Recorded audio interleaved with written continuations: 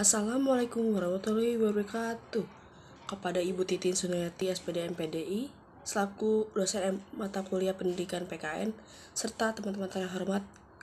Di sini saya Septi dari kelompok 7 dan yang beranggota dari Kirena Prasetyawati dan Wulan Sri Handayani. Kami di sini akan mempresentasikan jurnal yang berjudul Meningkatkan Karakter Gotong Royong di Sekolah Dasar. Baik, untuk menyingkat waktu, saya akan membacakan urutannya. Pertama, Septi akan membacakan identitas makalahnya. Yang kedua, penulisan. Yang ketiga, judul jurnal kami yang kami presentasikan pada hari ini yaitu meningkatkan karakter gotong royong kepada anak sekolah dasar di sekolah dasar, yaitu yang ditulis oleh Desti Mulyani Syamsul Gufron, Akwari dan Suharmono Kalisun Agustus tahun 2020. Saya akan menjelaskan latar belakangnya. Kemajuan suatu bangsa tergantung dari sumber daya manusia atau SDM-nya. Salah satu upaya peningkatan mutu yaitu meningkatkan mutu penguatan pendidikan karakter terdapat 5 aspek. Yang pertama, aspek nasionalisme. Yang kedua, integrasi. Yang ketiga, kemandirian. Yang keempat, gotong royong. Dan yang kelima adalah religius. Rumusan masalah pada jurnal tersebut yaitu 1. Bagaimana bentuk-bentuk perilaku gotong royong. Yang kedua, bagaimana strategi guru dalam mempertahankan dan meningkatkan karakter gotong royong pada siswanya. Selanjutnya akan dibacakan oleh Kirei. Sekian, terima kasih. Selanjutnya itu ada bentuk-bentuk perilaku gotong royong yang masih bertahan sampai saat ini. Pembentukan karakter sangatlah penting diterapkan dengan krisisnya moral suatu bangsa yang saat ini kian memprihatinkan. Kegiatan ini juga bertujuan untuk membangun kepedulian terhadap siswa kepada lingkungan dan penanaman gotong royong sebagai bentuk karakter di lingkungan sekolah maupun keluarga. Adapun kegiatan gotong royong yang masih diterapkan di sekolah, yang pertama itu ada piket kelas. Piket kelas merupakan salah satu kegiatan kerjasama antar siswa di dalam membersihkan kelas. Penanaman karakter gotong royong dilakukan setiap hari di kelas agar siswa menanamkan nilai-nilai karakter gotong royong pada usia sejak dini. Yang kedua itu ada Jumat Bersih. Jumat Bersih merupakan salah satu kegiatan bersih-bersih dan kerjasama yang dilakukan secara bersama-sama di lingkungan sekolah. Nah, tujuan dari kegiatan Jumat Bersih adalah untuk menjaga kebersihan sekolah agar tetap terjaga dan terhindar dari penyakit. Selanjutnya yang ketiga itu ada tugas kelompok. Nah, tugas kelompok merupakan tugas gotong royong yang dilakukan secara bersama-sama yang sudah ditentukan sebelumnya. Dalam tugas kelompok, setiap anggota kelompok yang mempunyai hak dan kewajiban untuk mengeluarkan pendapat, masukan, dan saling menghargai pendapat anggota yang lainnya. Di dalam jurnal tersebut terdapat hasil penelitian sesuai dengan hasil Ratna KH tahun 2014 yang menyimpulkan bahwa kegiatan gotong royong yang dilakukan secara bersama-sama agar dapat mencapai tujuan bersama-sama. Gotong royong merupakan perilaku yang sering dilakukan manusia dalam mencapai tujuan yang sudah disepakati secara musyawarah. Nah, selanjutnya ada strategi guru dalam mempertahankan dan meningkatkan karakter gotong royong.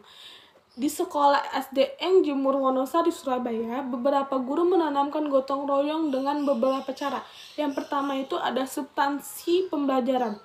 Dalam mempertahankan karakter gotong royong, siswa masih menggunakan substansi dalam pembelajaran untuk memenuhi standar kompetensi yang diterapkan sebagai inti pokok isi dalam konteks pembelajaran.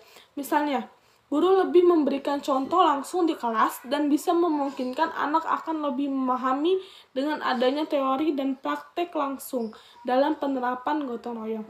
Yang kedua itu ada memberikan penghargaan. Tujuan adanya pemberian penghargaan untuk memberikan motivasi agar siswa produktif dalam mengerjakan sesuatu pekerjaan yang telah dilakukan.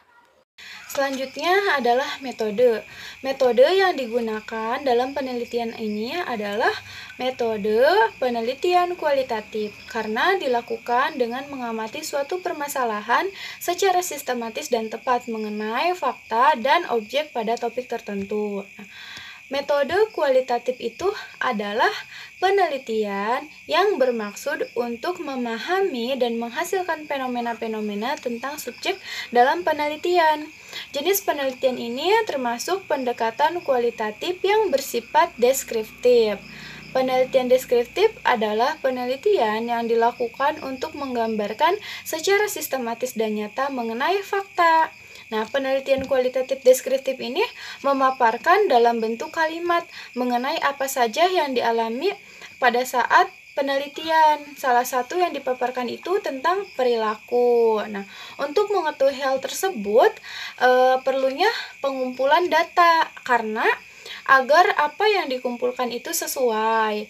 Nah, pengumpulan data ini bisa didapatkan dengan cara apa? Bisa didapatkan dengan cara observasi ataupun melakukan wawancara. Misalnya contohnya seperti salah satu siswa-siswa dilakukan wawancara, apa kegiatan apa saja yang dilakukan pada saat di sekolah, misalnya kegiatan gotong royong apa saja yang dilakukan di sekolah itu, misalnya seperti piket kelas, terus apalagi Jumat bersih, terus ada lagi kerja kelompok. Nah, lalu bisa juga ditanyakan lagi pada saat wawancara apakah adik mengikuti kegiatan tersebut gitu. Analisis data dalam penelitian ini dilakukan setelah mendapatkan data dari lapangan.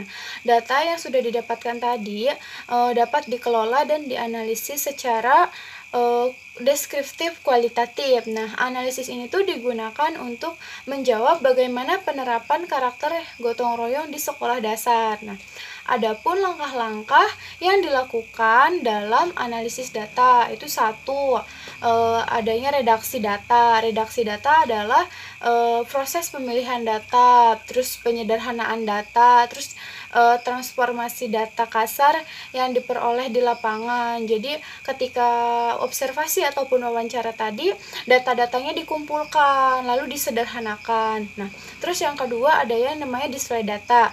Nah, ini apa sih? Nah, ini tuh adalah proses kumpulan informasi yang tersusun yang memungkinkan untuk melakukan penarikan kesimpulan. Jadi yang pertama setelah tadi sudah disederhanakan, lalu disusun pada tahap kedua ini, disusun terus kata apa saja nih yang memungkinkan untuk ditarik kesimpulannya. Nah, terus yang ketiga adanya verifikasi data. Nah, verifikasi data ini adalah proses mencari makna dari setiap kejadian yang diperoleh di lapangan. Jadi kita cari nih makna apa ya yang terjadi ketika kita melakukan penelitian di lapangan itu. Selanjutnya adalah hasil. Hasil yang didapatkan dari penelitian ini adalah kita jadi tahu bahwa karakter itu berkaitan dengan gotong royong. Nah, gotong royong di sini kan adalah suatu bentuk kerjasama yang dilakukan secara bersama-sama baik di lingkungan sekolah, keluarga maupun di lingkungan masyarakat untuk mencapai tujuan tertentu.